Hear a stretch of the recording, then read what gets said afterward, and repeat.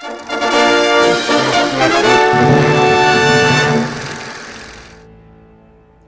all things Halloween, this is Hauntformer, and welcome everyone to day 4 of the horror haunt build for 2016. Guys and gals, I want to thank you so much for all the awesome comments on the Purge mask build. You guys really enjoyed that. I'm so glad you guys did. Let me know in the comments what other builds I should be doing this year for horror. That being said, though, I have something really cool to share with you today, and I think you're going to really enjoy this project. Let's get into it. So I recently ordered a bunch of lights from this really cool company called 100candles.com. They were even so nice to throw in this cool little flashlight thing as a gift. Let me see if I can turn it on. There we go.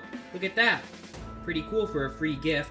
And they also sent batteries too, if you can't tell. I don't know if those are included, but I didn't order them or anything. But I ordered 4 red and 4 green like tea lights or candle lights, and I'm going to show you what I'm going to use those for. So here are the 2 colors I picked up. This really cool red and very bright green, and these are going to be perfect for the project I'm doing today. It involves jars, and I'm going to show you what that project is right now.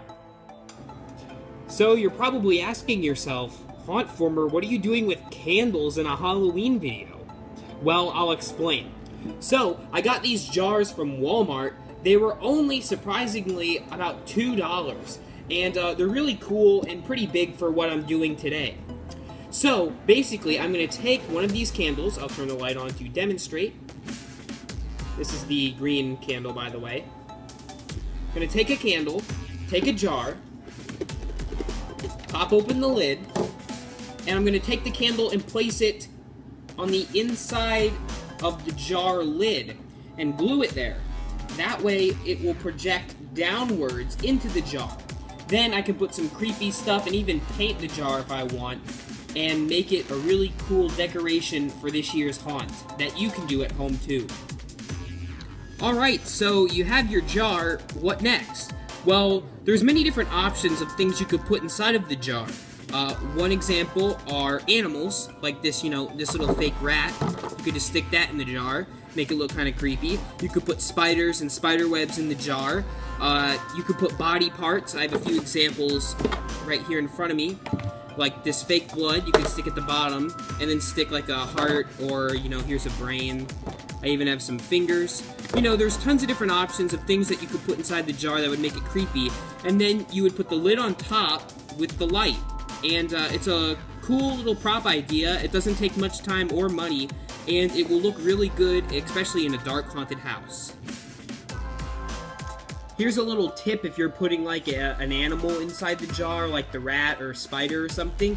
It could be a good idea to actually put some leaves or, some sort of like plant inside of the jar as well, just to make it more realistic, which will definitely make it a lot scarier and creepier, because, people could think, is it real or something, which would definitely add to the scare of the haunted house.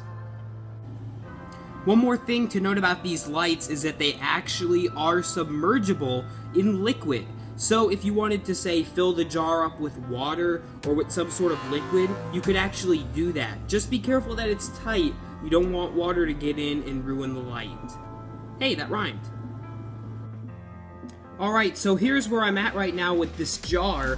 I just kind of splattered some red paint in it, and I think after getting everything inside here with the light and everything, it's going to turn out really good, and it will look great, like I said, in the dark or in a haunted house where people will notice the light and notice whatever is inside the jar. Plus, details in a haunted house definitely make things creepier. Here are the 2 lids with the candles glued in. Here's the green one and the red one. There are other colors too if you go to 100candles.com, but those are the 2 candles I got, and I think they're going to be really cool for these jars. So here's an example of something you can make. This is mine. This is just, the basic jar with the blood paint in there, and then you got the little blood at the bottom and the heart. And, it's very simple, but yet it's very creepy, and it definitely adds color and detail into any haunted house and any little haunted display. Maybe you're doing like a like a lab or something. This would just be a cool prop to add, and it's cheap and it's fun to build.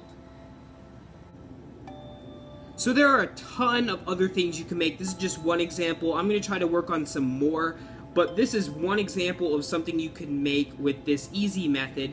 I hope you enjoyed this build, and if you haven't, make sure to subscribe to Hauntformer to check out the latest in Halloween and to watch the rest of the horror haunt build for 2016.